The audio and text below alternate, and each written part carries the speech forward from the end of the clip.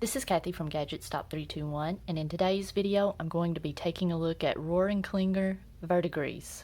I'll do a writing sample on 52 GSM Tomoe River paper in a variety of pens and nib sizes ranging from a Faber-Castell extra fine to a 1.5 stub nib. I'll also take a look at a writing sample done previously on 20-pound copy paper. I'll compare Rohrer Klingner Verdigris to some other blue-black inks from my collection.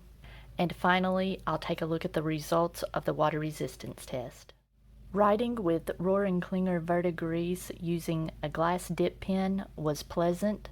It came off the nib nice and uniformly. The swatch that I did with tweezers was nice and crisp, and you can see that the ink ranges from very dark to medium dark. I'm not seeing much, if any, sheen in the little drip at the end of the ink swatch, but there is some subtle shading in the writing sample that I did with the dip nib that looks really nice. I'm going to begin with my Faber-Castell Ambition that has an extra fine stainless steel nib.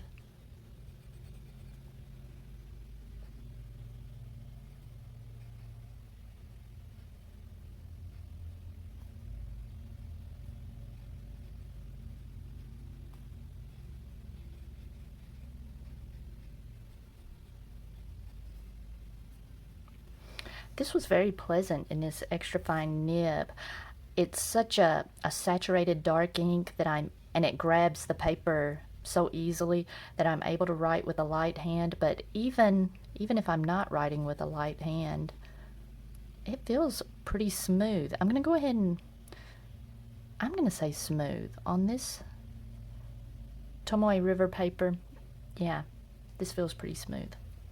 Next, I'll be writing with my Platinum 3776 with a 14 karat fine nib.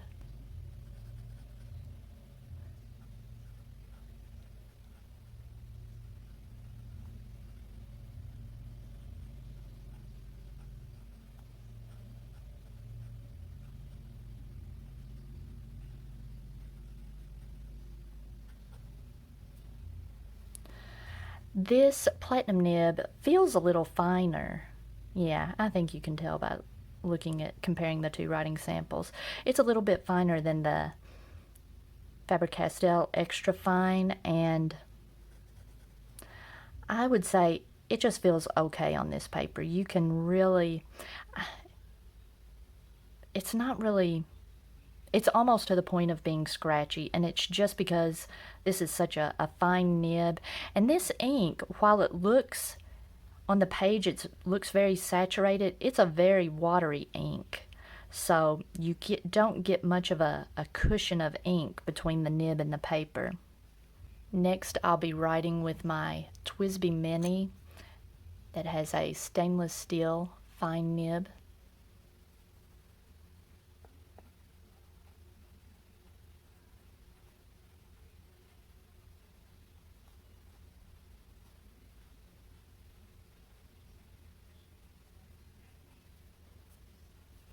Alright, this Twsbi Mini, the fine nib is very smooth, and you can see it's quite a bit broader than the Platinum fine nib. So it being broader and being a very smooth nib to begin with, it just feels glassy smooth, especially after writing with that Platinum fine nib. And I think that this particular color ink, it's not matchy-matchy with this blue Twsbi Mini AL, but the two colors do go together quite nicely. I remember when this Twsbi Mini came out, the promotional pictures looked quite a bit brighter, and then when people started getting their Twsbi Minis, there was some disappointment, and I have to admit I was a little disappointed when it came in, but I do like this color blue, and it looks good with this kind of bluish gray ink. Next, I've got a Kaweco Perkeo with a stainless steel medium nib. A little bit of a hard start there.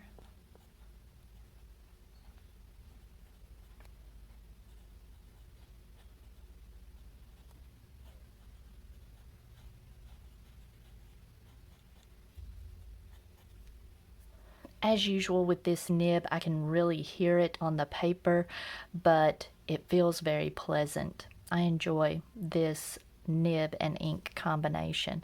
I'm going to say, yeah, it is pretty smooth. I don't get the same sensation of smoothness that I do with the Twsbi, because the Twsbi was just silent on the page, and this, I think just being able to hear this on the page gives the illusion of feedback, where I think if I couldn't hear it, it would possibly seem even smoother. But I'm going to go ahead and put smooth. Next, I've got a Pilot Pluminix with a stainless steel cursive medium nib.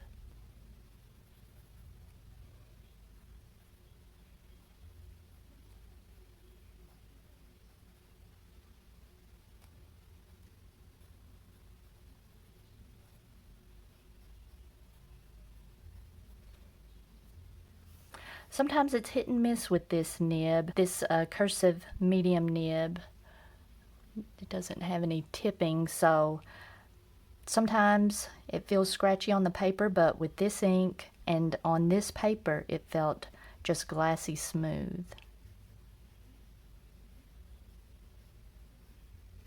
Next, I've got my Kaweco AL Sport with the golden espresso finish. And I've got the stainless steel double broad nib on it.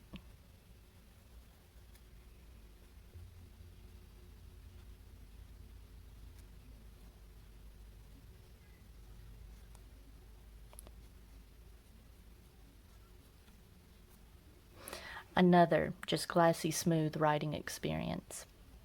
And finally, I'll be writing with my Jinhao X750 with a 1.5 stainless steel stub nib.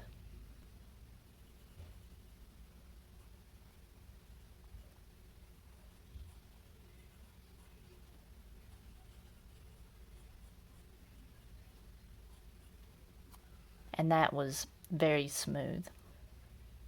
Okay, while that dries, I'll take a look at the writing sample that I did on copy paper. The writing sample that I did on 20-pound copy paper was very pleasant in all of the pens except for the Pilot Pluminix.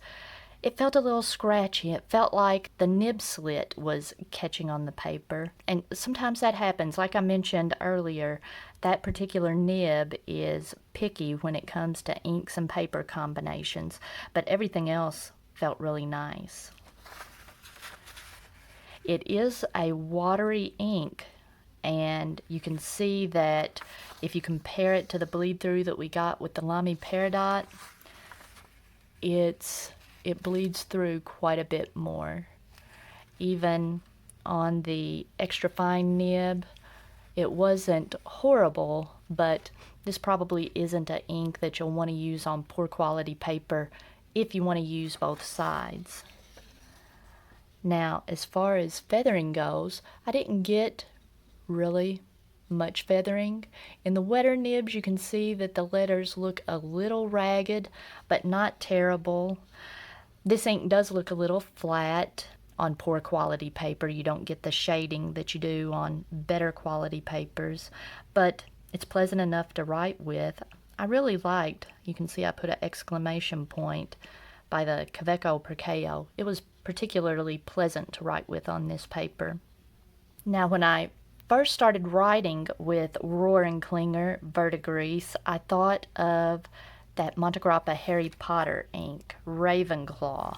But when I pulled the ink sample card for it, I saw that Ravenclaw was quite a bit more gray looking and not quite as saturated on the page. Now, in the writing, or in the swatch, it didn't look quite as saturated, but in the writing it's fairly dark. But it is much more gray, and that kind of surprised me. And then I pulled 3 Oysters Peacock Blue, which in the swatch is quite a bit brighter, but in the writing, I compared several writing samples that I did with both of these, and they look fairly similar.